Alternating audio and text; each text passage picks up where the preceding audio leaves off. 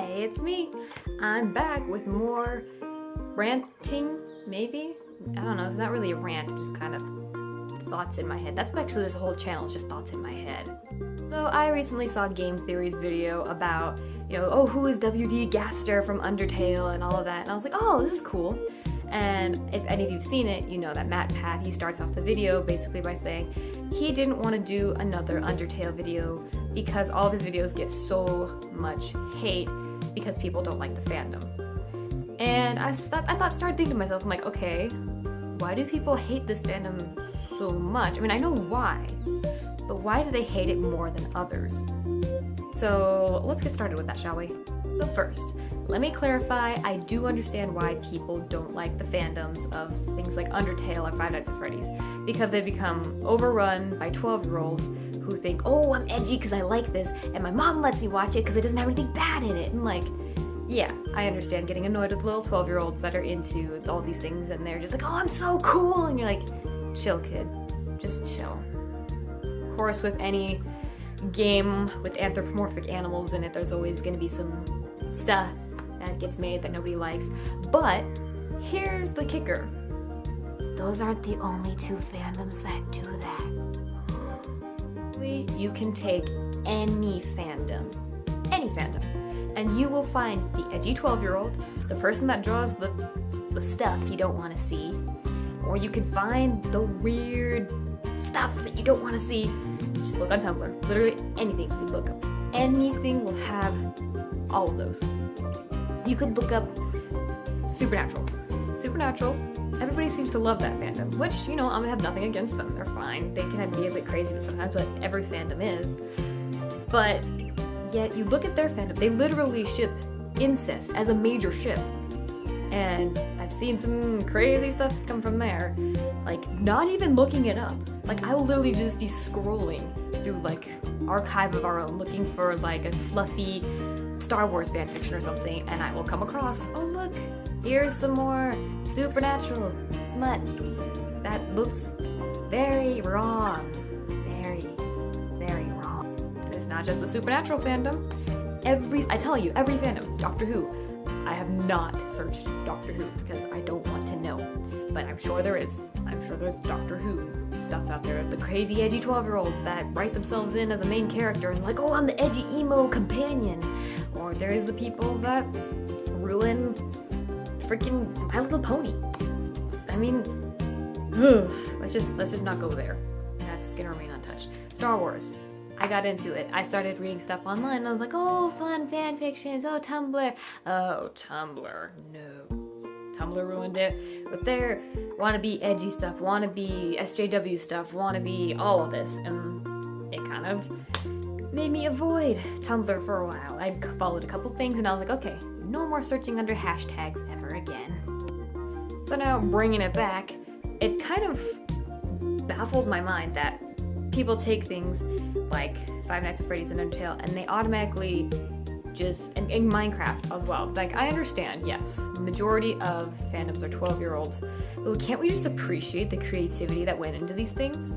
Like, the first couple original ideas in a long time were like Minecraft. He took a big risk to dumbing down like all of those, graphics that we've got going and just making a fun game. It's just fun. You don't care about the graphics. You don't care about the fact that it's all literally blocks. You just like the game. It's fun. It's innovative. Not really innovative, but like it's just a fun game to play. Five Nights at Freddy's. He took a concept that he made originally. It's not based off of anything. It's not from anything. You haven't seen anything like it anywhere else, really. I mean, unless there's something I missed. And it's a completely original idea, a completely original horror idea at that, and he made it scary. Now, people were like, oh, that's not scary, it's just jump scares. Well, if you couldn't avoid the jump scares, then yes, it would be stupid to be like, really? Another jump scare? But it's the fact that you know that the jump scare is coming, so it builds a tense atmosphere, and you can avoid those jump scares. You can. You just have to work hard at it, and it makes you panic, and it instills a sense of fear in you, and it works really well.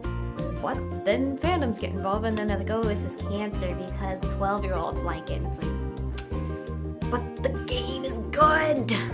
Most of it. Not all of them, I'll admit. And even moving on to stuff like Undertale. Undertale is one of the most original ideas to ever come out of any gaming industry in like years.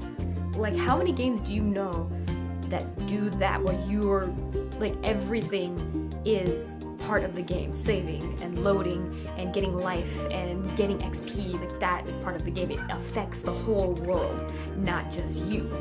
Like, how many games do you know that actually have done that and done it successfully and made a good story out of it and it got you pulled in and gave you a variety of characters and it gets hate because a couple of 12-year-olds made some stupid stuff about it?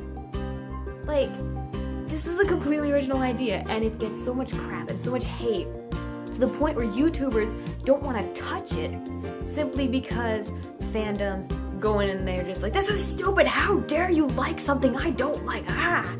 Like, if you don't like Undertale, fine. You don't have to like Undertale. You don't have to like Five Nights at Freddy's, that's fine. Not a lot of people do, and that's okay.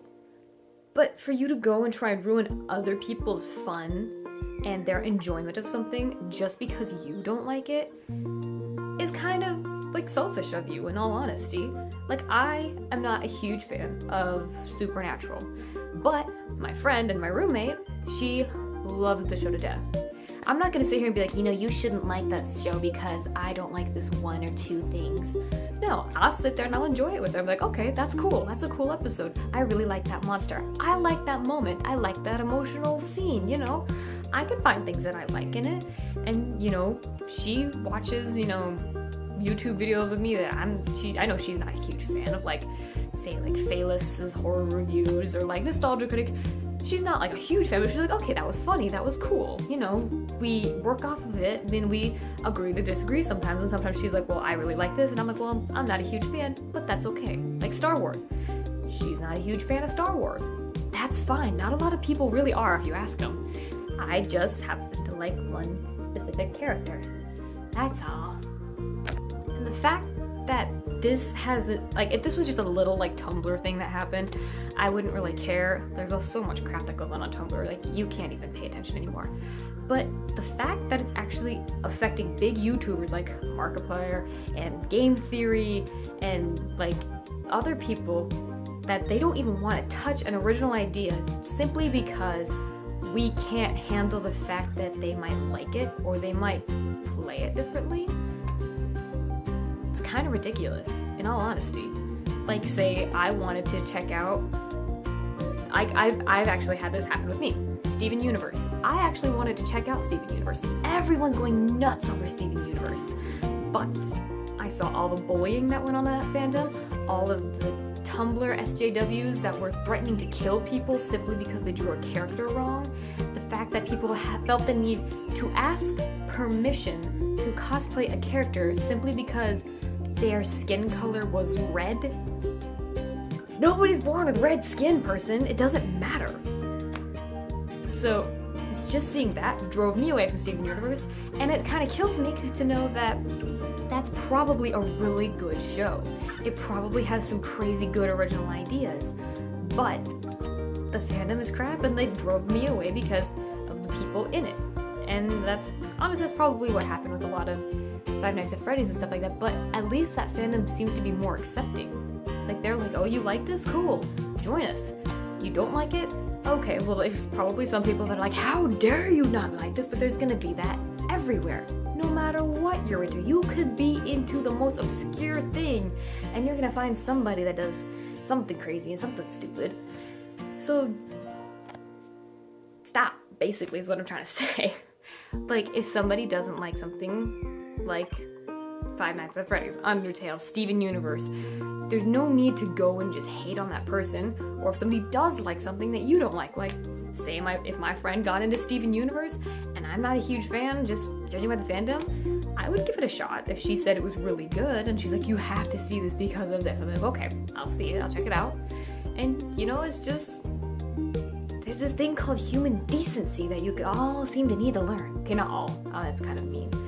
A good chunk of us need to remember that people are entitled to like what they like, within reason. And people are entitled to dislike what they dislike, within reason. And if you start to stretch the boundaries of reason, then I think you need to rethink your tactics a little bit. Okay? Like, last thing. For example, Star Wars. Again, I'm sorry, but this has been on my brain like 24/7 for the past year. But Star Wars is, you know, cool. I like to watch it. And I mainly like The Force Awakens, I'll be honest. And I'll be honest, I actually like the prequels a little better than the originals. Okay, not Phantom Menace. Attack of the Clones is kind of nuts and all over the place. But Revenge of the Sith, I actually really like that one. I thought it did a really good job of showing, you know, the slow, like, just madness that took over Anakin, trying to please his master, trying to save his wife, but also trying to fight the darkness, and no one seemed to help. And, like, it was really good, I thought. Yeah, some of the acting was corny, but have you seen the originals? The originals weren't that great either. Carrie Fisher can't decide if she wanted a British accent or American accent. Half the time, their dialogue was a bit choppy and not very good, but if you like the originals, that's fine.